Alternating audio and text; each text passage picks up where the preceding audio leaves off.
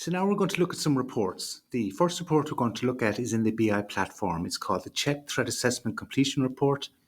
And this gives the total threat assessments that should have been done by your campus based on the student code of conduct assigned by admin. It gives both codes and student names, sorted alphabetically by student name and not by code. And once we get in there, I'll talk you through what you can see. So you find your BI platform, you sign into your BI platform.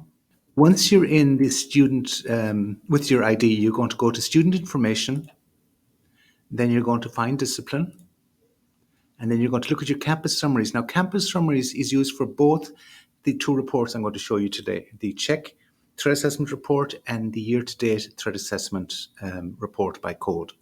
But the first we're going to look at is a new report this school year. It's called the Check Threat Assessment, and later on we're going to go to the year-to-date Discipline Threat Assessment. They're both right here. So this is something you need to get used to using the BI platform. It'll become your best friend. When you click on Check Threat Assessment, you have to put in your CE password. So once you're into your BI platform, this is what you will see. You will see your Threat Assessment Completion Report for your campus year to date. So for instance, this is a campus we're looking at right now. The name of the student is given, the incident number and the incident date is here, and the offence code and the action taken. I've asked the PEAMS people to just limit it to one code so it's not very cluttered. But right down here is the most important part. In this box, you see the threat screen date. If there's a date in here, it means that you have completed the threat screener and you have done the threat assessment.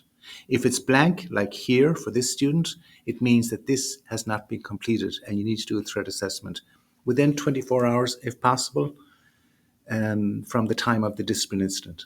Make sure you get them done so you're not falling behind. This is the Check Threat Assessment Completion Report. Going back to the other report that's in the BI platform, you don't have to log in, but I'll take you back again to the same window we had originally. This is the student information. You go down to discipline again, your campus summaries one more time, and at the bottom, it's the year-to-date discipline threat assessment. And again, you have to enter your CE password. So this is the year-to-date threat assessment report, and it's by code, so it doesn't give the student name.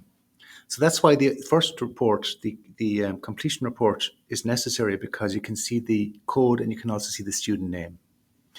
In the past, you had to go into Frontline, enter the code, and then the student's name would pop up. So we've done away with that step to make it easier for you to have all your information in one platform, the BI platform.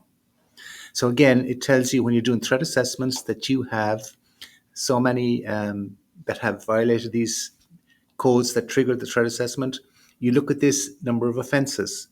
That's what you should be entering into your threat assessment SSSP folder.